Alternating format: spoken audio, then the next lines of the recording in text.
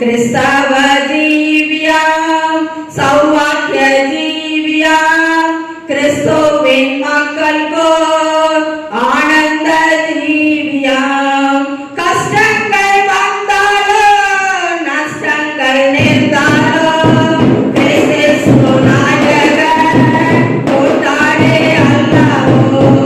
கஷ்டங்கள் வந்தாலும் நஷ்டங்கள் நேர்ந்தாலும் கிறிஸ்து நாயகன் கூட்டாளி அல்லவோ. கிறிஸ்தவ ஜீவியம் சௌவாக்கிய ஜீவியம் கிறிஸ்துவின் மக்களுக்கோ ஆனந்த ஜீவியம். கிறிஸ்தவ ஜீவியம் சௌவாக்கிய ஜீவியம் கிறிஸ்துவின் மக்களுக்கோ ஆனந்த ஜீவியம். நோவை கைவிட்டங்கள் மாறிப் போய்விடுமே. நோவை கையெல்லாரோ கைவிடுமாறோ. நோவை கைவிட்டங்கள் மாறிப் போய்விடுமே. நோவை கையெல்லாரோ கைவிடுமாறோ.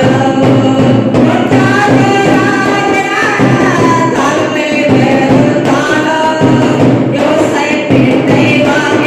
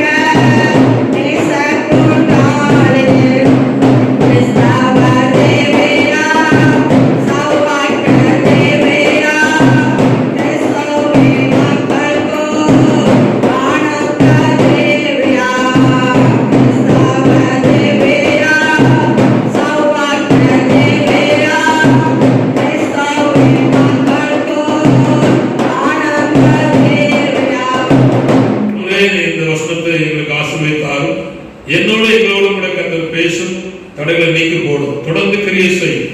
இயேசுவின் நாமத்தில் ஜெபிக்கிறோம் நல்ல பிதாவே, ஆமென். கர்த்தர் ஸ்தோத்திரம். ரோமர் 10ஆம் அதிகாரம் 11ஆம் வசனத்திலே அவரை விசுவாசிக்கிறவன் எவனோ அவன் வெட்கப்படுவதில்லை என்று வேதம் சொல்வதை நாம் பார்க்கிறோம். கர்த்தர் ஸ்தோத்திரம். ஆண்டவராகிய நான் இன்று உங்களுக்கு சொல்ல போகிற தலைப்பு என்னவென்றால், கர்த்தராகிய இயேசு கிறிஸ்து நம்மை வெட்கப்படுத்தாத தேவன். கர்த்தர் ஸ்தோத்திரம். கர்த்தராகிய இயேசு கிறிஸ்து நம்மை வெட்கப்படுத்தாத தேவன் என்கிற தலைப்பிலே உங்களோடு கூட நான் தேவ செய்தியை பார்த்து கொள்ள விரும்புகிறேன்.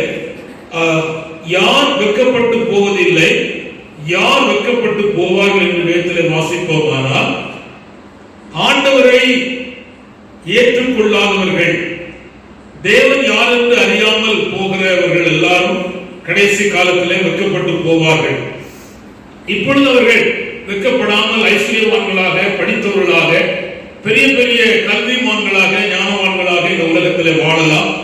ஆனால் ஒரு காலம் இந்த உலகத்தை முடிச்சு போன பிற்பாடு வெள்ள சிங்காசன நியாயத்திற்கு கொண்டிருக்கிறது. அன்றைக்கு அவர்கள் எல்லாரும் வெட்கப்பட்டு போவார்கள் என்பது வேதத்திலே நாம் பார்க்கிறோம்.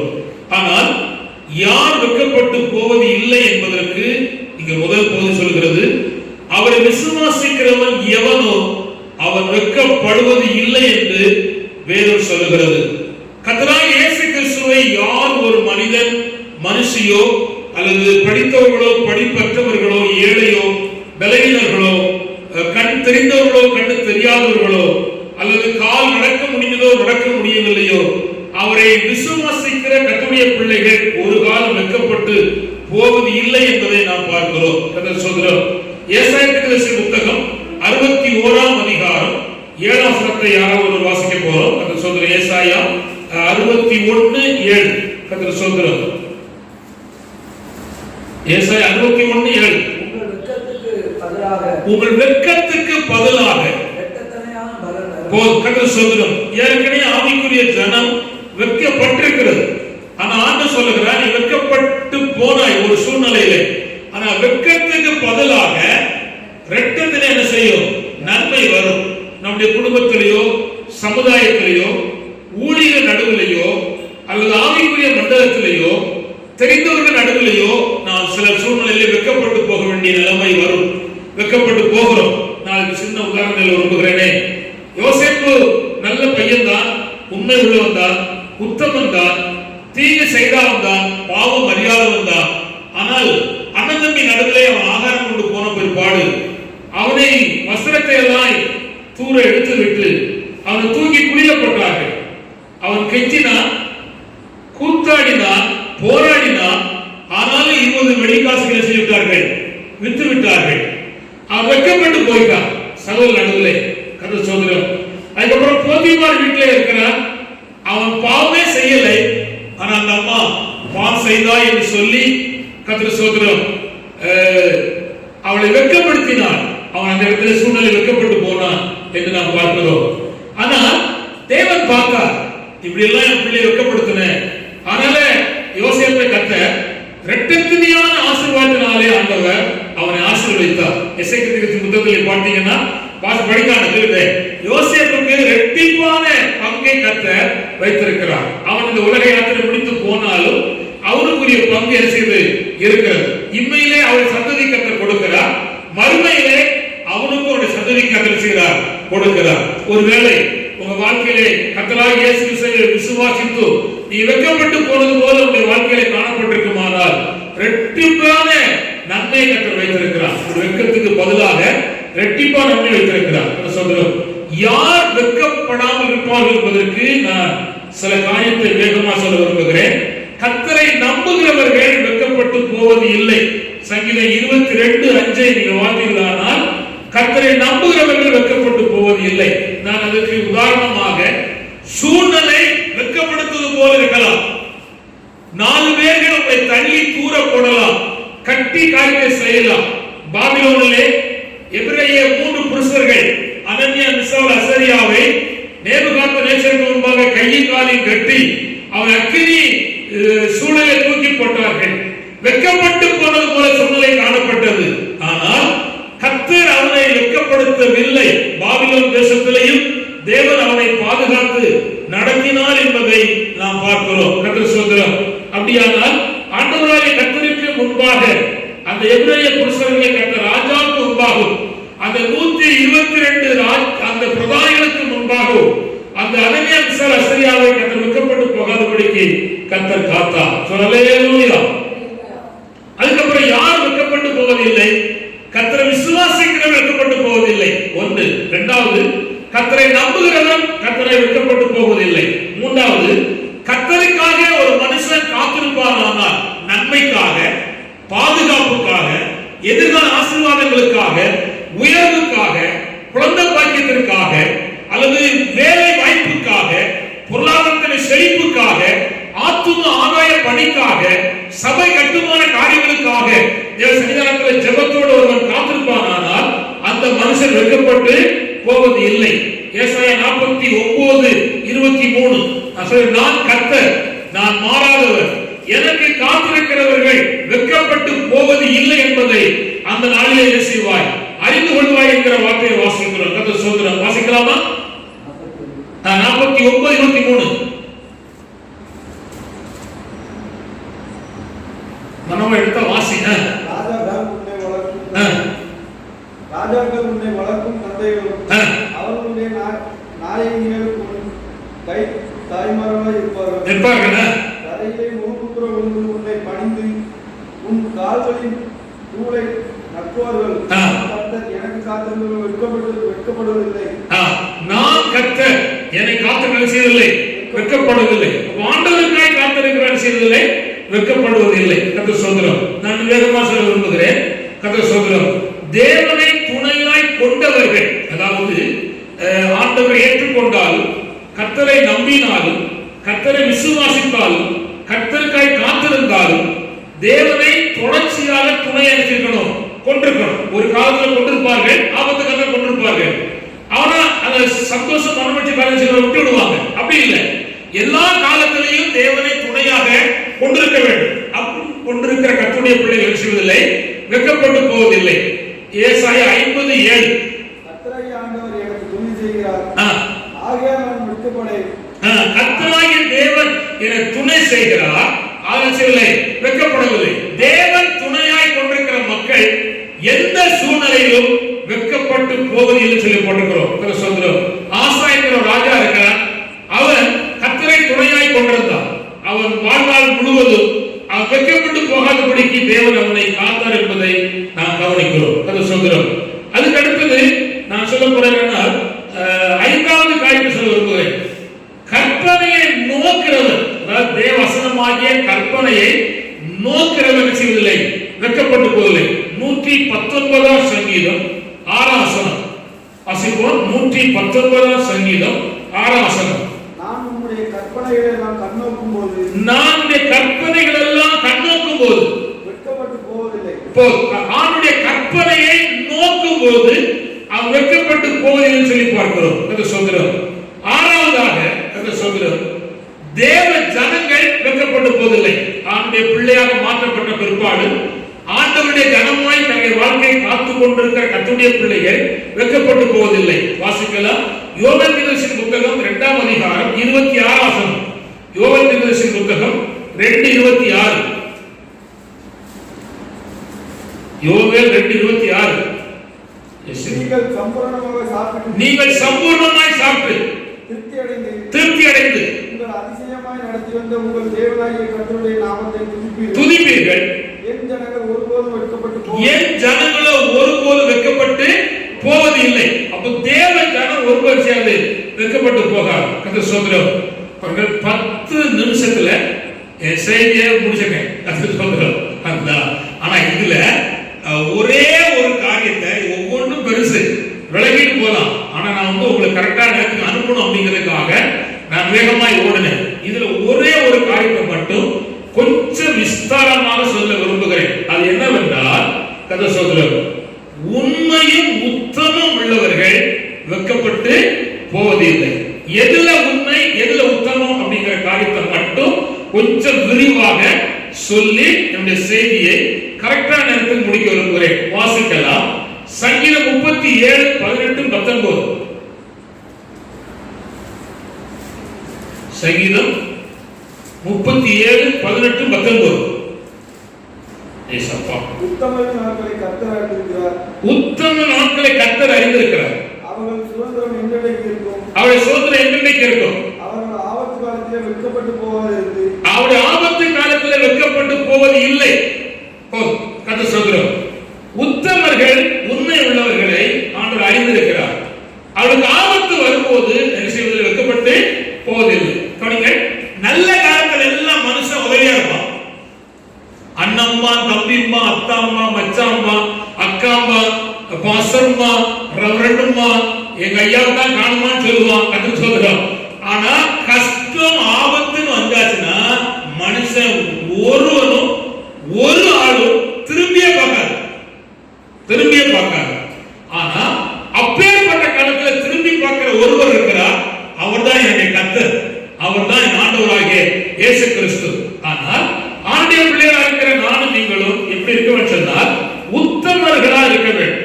எப்படி இருக்க வேண்டும் சொல்லுங்க? உத்தமர்கள் அல்லது உண்மை உள்ள இருக்க வேண்டும். உண்மை உள்ளவன் பரிபூர்ண ஆசீர்வாதங்களை பெறுவான் என்று நீதிமொழிகள் 28:20 வாசிக்கிறாங்க சொல்றார். ஆனால் எதுல உண்மை இருக்குன்னு சொன்னா நல்ல கவனிங்கள், வீட்டில் உண்மை இருக்கணும். நம்முடைய வீட்டில் நம்ம இருக்கணும், உண்மையா இருக்கணும். நம்ம தனித்து இருந்தாலோ கவனிங்கள், குடும்பத்தில் இருந்தாலோ நண்பர்களோடு இருந்தாலோ எந்த இடத்துல இருந்தாலும் அப்படி இருக்கணும், நம்ம உண்மையா இருக்கணும். கதை சொல்கிறோம். என்னாகமம் 12:7 வாசிப்போம். 12:7 என்னாகமம் 12:7. என் தாசனாகிய மோசே அப்படிப்பட்டவன் அல்ல. என் வீட்டில் எங்கும் அவன் உண்மை உள்ளவன். அப்படிங்கள் ஆண்டவர் சாட்சி சொல்லுகிறார். யாராவது மோசே குறித்து, என் தாசனாகிய மோசே அப்படிப்பட்டவன் அல்ல, என் வீட்டில் எங்க உண்மை உள்ளவன். எங்க பார்த்தாலும் உண்மை உள்ளவன். உங்க வாழ்க்கையில கவனிங்கள், இந்த உண்மையை கடைசி வரை காத்துக்கிட்டீங்கன்னா பரலோகத்துல கடைசியாக இயேசுவோடு இருக்கிற யாருன்னா உண்மை உள்ள இருப்பாங்க. இந்த குணம் இம்மையோட முடியாது. நம்ம எங்க கொண்டு சேர்க்கணும்? எங்க சேர்க்கணும்? பரலோகம். நான் கேரண்டி சொல்றேன், உங்க வாழ்க்கையில நடந்து வர போதில நீங்க உண்மையுள்ளா இருந்தா நீங்க பரலோகத்துக்கு பிட்டு யாருக்கும் கேட்க வேண்டாம். அவர் பெரிய மட்டும் தான் சொல்லணும், தீவிரமா சொல்லணும் சொல்லி கேட்க தேவையில்லை. ஆனா உன்னை ஜீவிதத்தில் உண்மையுள்ளா இருந்தா நீங்க பரலோகத்துக்கு ஆயத்தம். பரலோகத்துக்கு போவதற்கு தேவன் வழிய திறந்து வச்சிருக்கிறார். உங்களுக்கு தான் பரலோகம் இருக்கிறது. அருமையான இந்த மனுஷன் உண்மை உள்ளவராக இருந்தார். ஆனா கவனிங்கள், உண்மையற்றவர்கள் இருக்கிறார்கள். நிறைய உண்மைகள் இருக்கிறார்கள். உண்மையற்ற மக்கள் இருக்கிறார்கள். நடக்கையில, வார்த்தையில, செயல்பாடுல அல்லது வியாபார காரியத்துல, உதவில உண்மையற்ற இருக்கிறாங்க. கதை சொல்றோம். 100 ரூபா வச்சிருப்பாங்க. யாராவது 50 ரூபா கேட்டா இல்லமா பரிசுத்தமானோம். ஆமா, விசுவாசிகளும் இயேசுவின் ரத்தம் வீட்டில் 1000 ரூபாய் இருக்கும். ஒரு 100 ரூபாய் செலவு உங்களை யாரும் கேட்டா இல்ல, இயேசுவின் ரத்தம் பரலோகம் பாதிக்கே இருக்கு. ஆமா, ஆமென். கர்த்தருக்கு கோடி ஸ்தோத்திரம். ஆமா, எனக்கு தெரிஞ்ச ஒரு மனுஷன், நான் டெர்னலா இருந்தேன். வேலை செய்து ஒரு 20,000-30,000 டெய்லி சம்பாதி பண்ணி கொடுப்பேன். கர்த்தர் ஸ்தோத்திரம். வச்சிருப்பாரு கையில. யாராவது வந்து அது ஐயா என்னுடைய வீட்டுல நெருக்கடி அப்படின்னு சொல்லி கேட்பாங்க. சொல்லுவாரு, மிச்ச கஷ்டம். என்ன கஷ்டம்? அப்பதான் 20,000 ரூபாய் வேலை பிடிச்சு கொடுத்து கையில வாங்கியிருப்பாரு. என்ன சொல்லுவாரு சொல்லுங்க? மிச்ச கஷ்டம். ஆனா அந்த மனுஷன் லேட் வச்சிருந்தான். பெரிய பெரிய மிஷின்லாம் இருந்துச்சு. அந்த சரியான ஆளு. 4 வீலரை களத்தை மாட்டி ஃபுல்லா மாட்டிடுவார். அவ்வளவு பெரிய அறிவாளி. விளங்குதா? ஆனா கடைசியில அப்படி வாழ்க்கையை கடைசி பார்த்தா மிச்ச கஷ்டம் தான் முடிஞ்சு. என்ன முடிஞ்சு? இல்ல 20,000 தான் சொல்லுவாரு. இல்ல சொல்லுவாரு மிச்ச கஷ்டம். இங்க யாராவது வந்து ஆளு நான் சொல்லி கேளுங்க, இந்த வார்த்தைய பணம் வச்சுக்கிட்டு ஒண்ணு இல்லைன்னு சொல்லிய அவ்வளவுதான் இருக்கு, நான் உங்களுக்கு தர முடியாது அப்படின்னு சொல்லுங்க. பரவாயில்ல, தப்பே கிடையாது. ஆனா வச்சுக்கிட்டு இல்லன்னு மட்டும் இருக்காங்க சொல்லாது. ஆண்டவர் சொல்றாரு, உதட்டினாலோ நடக்கையிலோ பேச்சிலையோ செயல்பாடுலையோ நீ உண்மை உள்ளவனா இருந்தா நீ வெட்கப்பட்டு போவதில்லை. ஆண்டவர் சொல்லுகிறார், என்னுடைய மோசே, தாசனாகிய மோசே என் வீட்டில் எந்த பக்கம் பார்த்தாலும் உண்மை உள்ளவர். ஜெபிக்கிறது இல்லையா, 4 பேருக்கு நியாயத்திற்கு சொல்வது இல்லையா, மக்களோட கலந்து பேசுறது இல்லையா, அது நியாயத்திற்கிற காரியம் இல்லையா, கொஞ்சம் கூட நீ என் சொந்தக்காரி, என் சொந்தக்காரன், நீ அண்ணன், என் அப்பா அப்படின்னு சொல்லி சைடு வாங்கி லஞ்சம் வாங்கி கஞ்சாட விட்டது இல்ல. ஆனா இப்ப பாஸ்டர் அவ்வளவுதான், கொஞ்சம் கூட்டி காணியை கொடுத்தா அவ்வளவுதான், மத்தவர கீழே மிதிச்சு தள்ளிட்டு அவனை தூக்கி வச்சுடுவார். கத்த சோதரம் அப்படி இல்ல, அது சரியில்லாத காரியம். ஆனா வேதத்துல ஒரு ஆள் உண்மையற்றவர் இருக்கிறாங்க. யாருக்குன்னா, புதிய ஏற்பாட்டுல சொத்தை வித்து ஆண்டுடைய பாதப்படியில கொண்டு வைக்க போன அனனியா சபிரா. இவ்வளவுதான் வித்தையான்னு கேட்டார் பேதுரு. உண்மை சொல்லிக்கலாம், ஐயா வித்தோம், வீட்டுல கொஞ்சம் எழுதிருக்கோம் வச்சிருக்கோம் அப்படின்னு சொல்லிக்கலாம். கள்ள பையன் ரட்சிக்கப்பட்டாலும் பரிசுத்தாய் பெற்றாலும் ஆவியின் அப்பு முதல் சபையிலே அவ்வளவு குழப்பமா இருக்காங்க. கத்திர சோதரா இப்ப எவ்வளவு குழப்பமா இருப்பான். இவ்வளவுதான் வித்தோம் அப்படின்னு சொன்னா அவங்கனே போட்டான். அவ்வளவுதான், தேவத்துல ஒரே போடு மறைச்சிட்டான், தூக்கி அடக்க முடியாச்சு. அதுக்கப்புறம் அம்மா வாரா, அந்த புண்ணிய வாட்டியாவது புருஷனை காணலையே, ஏதாவது உண்மை சொல்லணும்னு சொன்னாலா, இவ்வளவுதான் முக்கியம் கேட்ட, ஆமாட்டா போ தூக்கி ஒரு பாட்டுக்கிட்டே ஒழுங்கரை அடக்க விட்டாங்க. அப்போ தேவ காரியத்துல உண்மைக்குள்ள இருக்கிறார்கள், அதனால் மரணம் ஏற்பட்டது. இப்பொழுது அது சடுதி மரணம் இல்ல, ஆவிக்குரிய ஜீவியத்துல மரணம் உண்டாயிரும். கர்த்தர் ஸ்தோத்திரம். ஆதலால் எவ்விதத்தில் அந்த காரியங்களை சொல்லாதபடிக்கு கர்த்தர் உங்களை காப்பாரா. கர்த்தர் ஸ்தோத்திரம். அவனுடைய ஜீவியத்துல நான் உண்மை உள்ளாக இருக்க வேண்டும். கர்த்தர் ஸ்தோத்திரம் ரொம்ப முக்கியமானது. ஆனா உத்தமம் 101 சங்கீதம் 2 வசனம் வாசிக்கும். 101 சங்கீதம் 2 வசனம் சீக்கிரம் வாசிக்க, படம் புரியும். சங்கீதம் 101:2. உத்தமமான வழியிலே வேகமாய் நடப்பேன், எப்பொழுது என்னிடத்தில் வருவீர், என் வீட்டிலே உத்தம இதயத்தோடு நடந்து கொள்வேன். என் வீட்டில் உத்தம இதயத்தோடு செய்வேன், நடந்து கொள்வேன் சொல்லுகிறார் ஆண்டவர். பணியா உங்க வீட்டுக்கு வரணுமானா உங்க இருதயமாகிய வீட்டுல எப்படி இருக்கும்னா உத்தம இதயத்தோடு இருக்க வேண்டும். அந்த சோதரர் இப்ப கவனிங்க, அதுக்கு உதாரணம் எழுதானே. 1 சாமுவேல் 18:14. 1 சாமுவேல் 18:14. அவன் உத்தமமாய் நடந்தான். அசைகள் 1 சாமுவேல் 18:14. இயேசுவே ஸ்தோத்திரம். ஒரு ஆள் 1 ராஜாக்கள் 9ஆம் அதிகாரம் 4-5.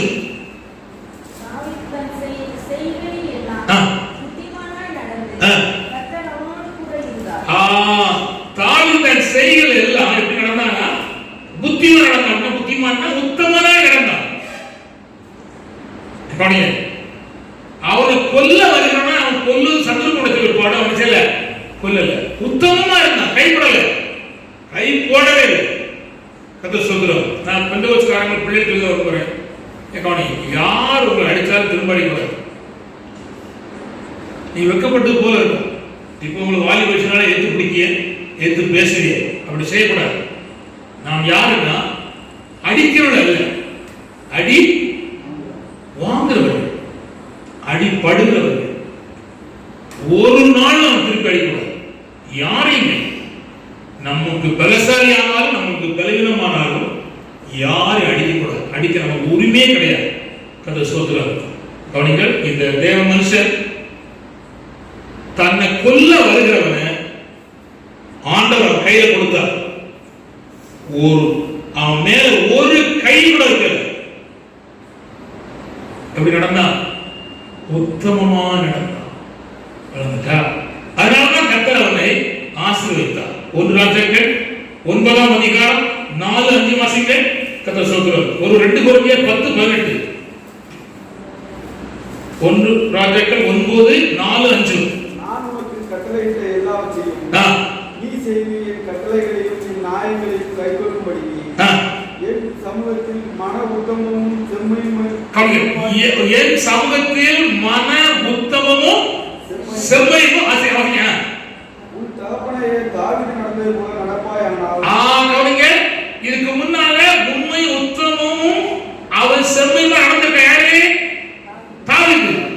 அப்படி நடப்பாயானா நான் உன்னை கூட இருப்பேன், உன்னை ஆசீர்வதிப்பேன், உன்னை உயர்த்துவேன். அல்லேலூயா. அப்போ ஆண்டவர் நம்மளுக்கு எதிர்பார்க்கிறார், உண்மை எதிர்பார்க்கிறார். நம்ம வீட்டுல உத்தமத்தை எதிர்பார்க்கிறார், அவருடைய வீட்டுல. கதை சோதரர் 2 கொரிந்தியர் 10:18 2 கொரிந்தியர் 10:18 ஏசப்பா.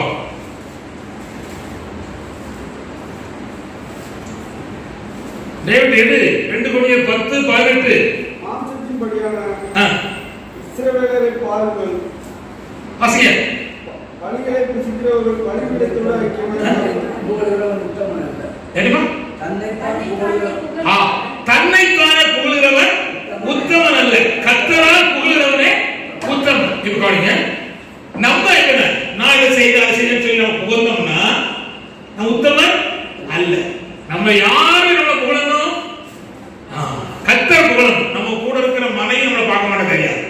ஒன்னு சொல்லலாமா? கர்த்தர் நான் சொல்லிருப்பா, நீ நல்லா பார்க்க ஆண்டவரே திருவிழாக இருக்குதா? நம்மளோட இருக்கிற பிள்ளைகளும் நம்மள நல்லா சொல்ல.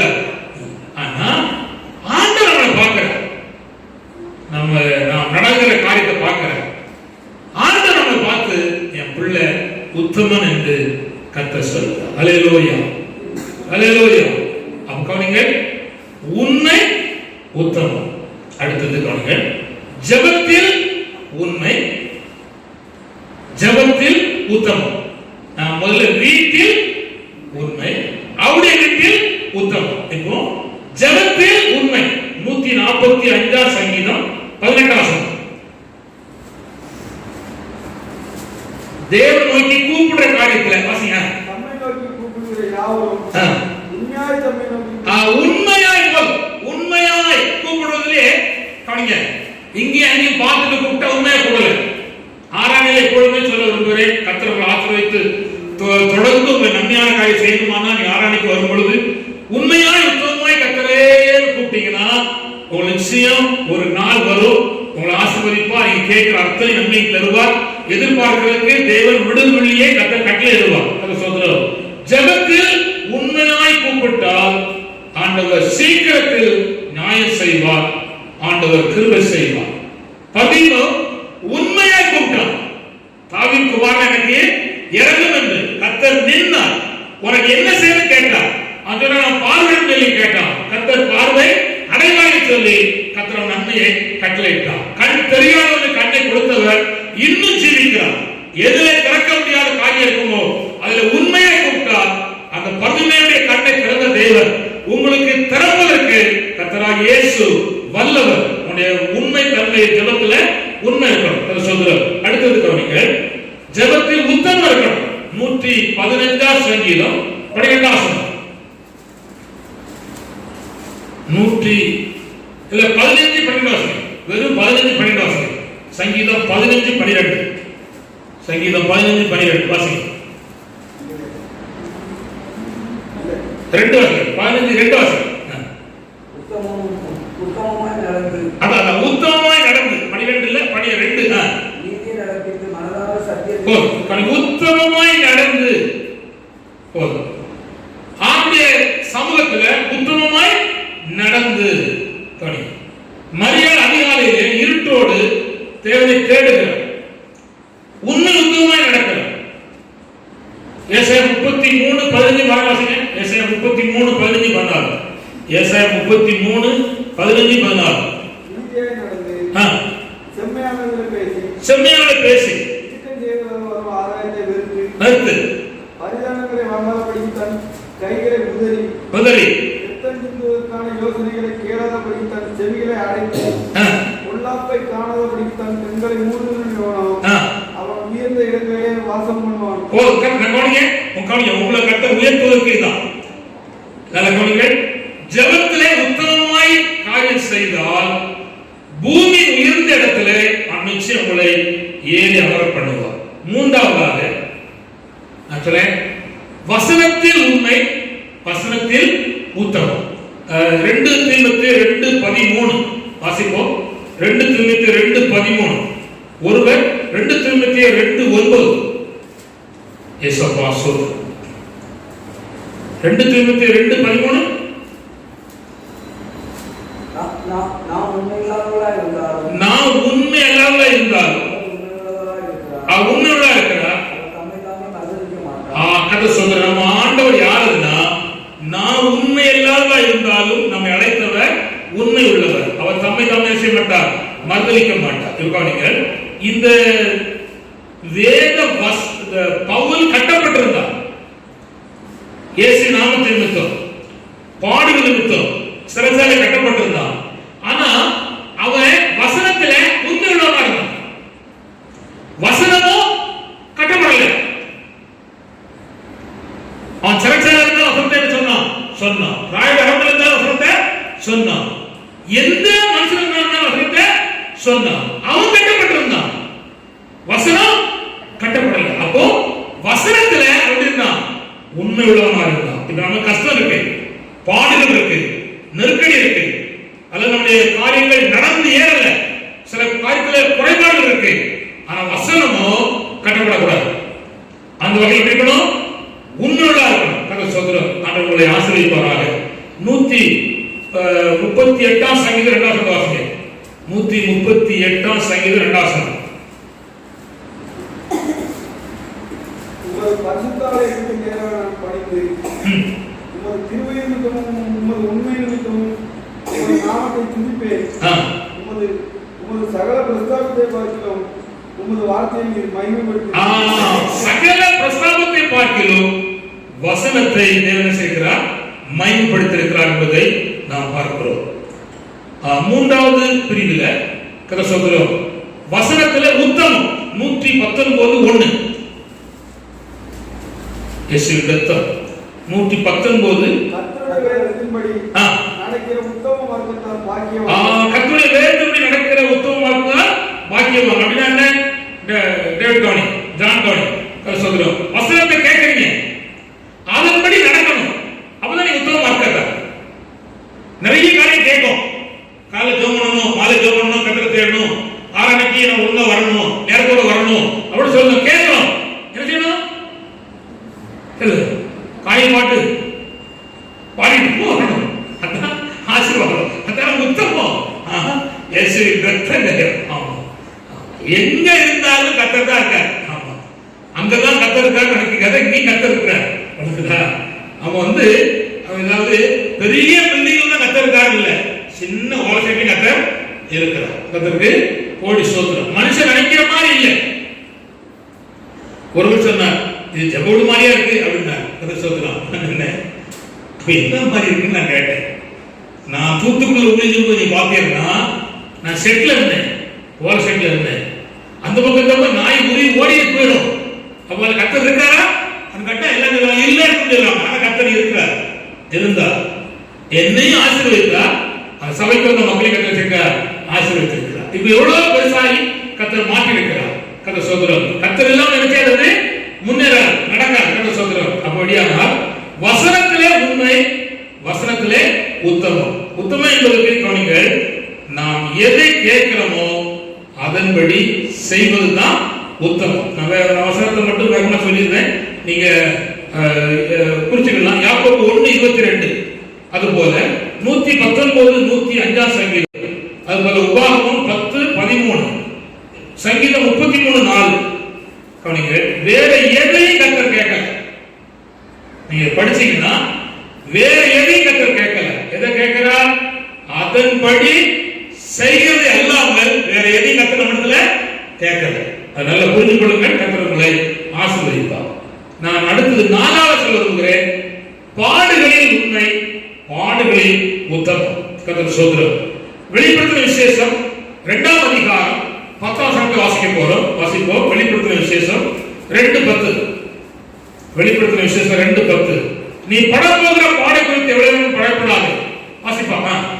நீ படப்போகிற பாடலை குறித்து எவ்வளவு பயப்படாதே. இதோ நீங்கள் சோதிக்கப்படும் பொருட்டாக பிசாசானவன் உங்களுக்கு சிலரை காவலில் போடுவார். 10 நாள் உபத்திரப்படுவீர்கள். 10 நாள் உபத்திரப்படுவீர்கள். ஆகிலும் நீ மரண பரியந்தம் உண்மையா இரு. ஆமா. அப்ப காயிலும் மரண பரியந்தம் உண்மையா இரு. அப்போ பாடுகள் எப்படி இருக்கணும் சொல்லுங்க, உண்மையா இருக்கணும். இப்ப சொல்லுங்க, யோசேப்பு பாடுபட்டான் குடும்பத்துல, சகோதர நடுவுல, போத்திபார் வீட்டுல, சிறைச்சாலையில. இங்க பாருங்க, அந்த அம்மா தான் தப்பு பண்ணா சொன்னானா என்னையாவது? அந்த அம்மா தப்பு சொன்னானா? நம்மளும் சொல்லிடுவோம். ஒரு கொட்டுல 18 கொட்டு மேல போட்டு அடிச்சு நான் உண்மையோட ஆளு ரத்தம். அவன் பாடு நடுவில் இருந்தான், உண்மையா இருந்தான். அவர் பார்த்துட்டு இருக்காரு, யார் பார்த்தா பார்க்க மாட்டாங்க, அவர் பார்த்தாரு. நான் உண்மையோட இருக்கிறேன், அவர் எனக்கு உண்மை கிடைச்சுவாரு, தெரியும் தருவார். அவ்வளவுதான். யார் சப்போர்ட்டிங் கேட்கலையே, அவன் யார் சப்போர்ட்டிங் பார்க்கலையே. நான் சொல்லுறேன், ஜீவிதத்துல உண்மையோட தானியலும் அவனுக்கு தேவனுக்கு தான் உண்மையுள்ளவராக இருந்தா, மனுஷனுக்கு அப்படிதான் உண்மையுள்ளவராக இருந்தா. அதனால சிங்க கவிகளை தூக்கி போடும்போது அவன் சொல்லுறான், ராஜாவுக்கு மட்டும் முன்பாயம் அல்ல, என் தேவனுக்கும் அப்படின்னு உண்மையுள்ளவர். ஆதலால் தேவனாய் ஆண்டவர் சிங்கத்தின் வாயை கட்டி போட்டார், கட்டி போட்டார். நான் சொல்லுகிறேன், நீ உண்மையுள்ளா இருந்தால் உங்களை பட்சிக்காதே கர்த்தர் கட்டி போடுவார், கர்த்தர் கட்டி போடுவார். அல்லேலூயா. கை அசைக்க முடியாது, ஆமா, விரல் நீட்ட முடியாது. ஒருத்தர் நீட்டினா விரல் அப்படியே நின்று போச்சு. கர்த்தர் சோதரம். அதனால நீ உண்மையுள்ளா இருங்கள். இதுல மறந்துருங்க, பாடுகள் நடுவே, எது பாடுகள் நடுவே, பாடுகள் உத்தமமா இருக்கணும். எப்படி இருக்கணும்? உத்தமமா இருக்கணும். யோபு 2:9 சீக்கிரம் வாசிங்க. யோபு 2:9. இன்னும் ஒண்ணே ஒண்ணுதான் இருக்கு, சீக்கிரம் முடிச்சிருவோமா? யோபு 2:9. ஏசா அப்பொழுது அவருடைய மனைவி இன்னுமாய உத்தமத்தில் இருக்கிறது, உங்களுடைய தேவனை தூசித்து ஜீவனை விட பங்கு கூட உள்ள கைப்பிடிச்ச மனைவி சொல்லுதா, ஓய் இன்னும் உத்தமத்தில் இருக்கிறே அப்படிங்கிறார். எதுக்கு? இல்ல சோதர சோதர சோத்திரம் பழசிமா ஜோம் கிடைக்குது. வீடு போயிட்டு சட்டை போட முடியாது, மேல புண்ணு, ஒரு ஓட்டை எடுத்து சுரண்டி போடலாம். நம்மனா ஏசு வேண்டாம், ஒருத்தர் வேண்டாம், எப்பா இருக்க பாடு போதாது, இது ஒரு பாடான ஓடிவோம். நடக்குதா? வீடு போயிட்டு, வீடு இல்லாம வீட்டுல இருக்கான், மரத்தடியில உட்காந்துருக்கான், 10 பிள்ளைகள் இருக்காங்க, ஆடு மாடு கழுத ஒட்டம் எல்லாம் போயிட்டு, ஜில் ஜில் மணி பாக்க இல்ல, தங்கம் இல்ல, ஆத்தா இவன் ஒண்ணும் போட்டுக்கிறாமா, ஒண்ணு இல்ல அப்படின்னு சொல்லிட்டு அவன் சொல்லிட்டா, சீக்கிரமா உங்களுடைய தேவனை தூசித்து ஜீவனை விடும், இன்னுமே உத்தமத்தில் இருக்கிறேன் அப்படின்னு. அவன் சொன்னா, என் பிராணன் போக மட்டும் என் உத்தமத்தை விட்டு நான் நினைச்ச மாட்டேன், விலகவே மாட்டேன். பார்த்தார் ஆண்டவர், என் பிள்ளடா அப்படின்னு சொல்லி எந்த தோல்ல புண்ணு இருந்தோ அந்த தோலை புதுசா மாத்தினார். அல்லேலூயா. எவ அருவருத்தாலோ அவ கட்டி பிடிச்சிட்டா. அல்லேலூயா. புரியுதா? என் அத்தானுக்கு தான் காணுமா, என் ராஜாவுக்கு தான் காணுமான்னு அதுக்கப்புறம் 10 பிள்ளைய பத்திருக்கா. புரியுதா? லேசானது இல்ல. நீங்க பிசிக்கல் லைஃப்ல நீங்க பாத்தீங்கன்னா ரொம்ப கஷ்டமான ஒரு பகுதி அது. ஆனா யோபு பாடுகள் நடுவுல உத்தமமா இருந்தான். நான் சொல்றேன், இந்த பாட விட்டு என்னை விளக்கும் ஐயா அப்படின்னு ஜெபம் பண்ணல, நண்பனுக்காக ஜெபம் பண்ணினா சிறைப்பகத்தை மாட்டிட்டான். எனக்கெல்லாம் சில பாடு வந்தோன்னு நான் சொல்லிடுவேன், ஆண்டவரே காலையில் தலைவனும் இன்னும் ஐயா பாடப்படுத்து ஏதாவது இறக்கம் போறான்னு சொல்லிடுவோம். அவரை சொல்லிட்டு ஆண்டவர் மன்னிக்க கதை சோதரம். அவன் பாடுகள் நடுவில் எப்படின்னா உத்தமனா இருந்தான். சொல்லலூயா, அல்லேலூயா. கர்த்தர் சோதரம் ரொம்ப மிக முக்கியமானது. எபிரேயர் 12:3, எபிரேயர் 12:3. கர்த்தர் சோதரம். எபிரேயர் 12:3 வாசிக்கிறீங்களா? இல்லை நான் சொல்லிட்டேன். ஆகையால் நீங்கள் இயக்குபவர்களாய் உங்கள் ஆத்துமாக்களின் தோற்று போகாதபடிக்கு தமக்கு விரோதமாய் பாவிகளால் செய்யப்பட்ட இவ்விதமான உண்மைகளை சகித்து அவரை புரிந்து கொள்ளுங்கள். ஆண்டவர் பாடு நடுவில் சகிச்சார். யாரு? இயேசு கிறிஸ்து. அடுத்தது ஆவியில் உண்மை, ஆவியில் உத்தமம். கர்த்தர் ஸ்தோத்திரம். இதை நான் வேகமாக சொல்றேன். 32ஆம் சங்கீதம் 2ஆம் வசனம், நீதிமொழிகள் 11:13 கவனிங்கள். தாவீது ஆவியில உண்மை உள்ளவனாக இருந்தான். அல்லேலூயா, அல்லேலூயா. அதே தாவீது ஆவியிலும் உத்தமனாக இருந்தார். அதாவது 1 சாமுவேல் 15:22 வாசிங்கள். அது மட்டும் 1 சாமுவேல் 15:22. சீக்கிரம். கர்த்தர் ஸ்தோத்திரம். அல்லேலூயா. 1 சாமுவேல் 15:22. 1 சாமுவேல் 15:22. அதற்கு சாமுவேல் கர்த்தருடைய சத்தத்துக்கு கீழ்ப்படிகிறதை பார்க்கிறோம், சர்வாங்க தகவல்களை பார்க்கிறோம், கர்த்தருக்கு பிரியமா இருக்குமோ பணிகளை பார்க்கிறோம் கீழ்ப்படிகிறோம், ஆட்டுக்கடற்களின் இனத்தை பார்க்கிறோம் செவி கொடுத்ததும் உத்தமம். செவி கொடுத்தல் உத்தமம். 1 சாமுவேல் 15:28 வாசிங்கள். 1 சாமுவேல் 15:28. அப்பொழுது சாமுவேல் அவனை நோக்கி கர்த்தருக்கு உம்மிடத்தில் இருந்த இஸ்ரவேலின் ராஜ்யத்தை கொண்டு உம்மை பார்க்கிறோம் உத்தமம். உம்மை பார்த்து உத்தமமா இருக்கிற உன்னுடைய தோழனாகிய கொடுத்தார். அப்போ சவுலை காட்டில் தாவீது உத்தமம் என்பதை கர்த்தர் வெளிப்படுத்துகிறார். அப்போஸ்தலர் 8ஆம் அதிகாரம் 19-23 வரை பார்த்தீங்கன்னா அங்க ஒரு ஆதி உத்தமம் இருக்கு. அப்புறம் ஊழியத்துல உண்மையும் உத்தமமா இருக்க வேண்டும். சோதரம் மத்திய சுவிசேஷம் 25ஆம் அதிகாரம் 21 முதல் 23 வரை பார்த்தீங்கன்னா ஊழியத்துல உத்தமம் உண்மையா இருக்கணும். இப்படி இருக்கிற கர்த்தருடைய பிள்ளைகளை தேவன் வெட்கப்பட்டு போவதில்லை. நான் சொல்ல கவனிங்கள்.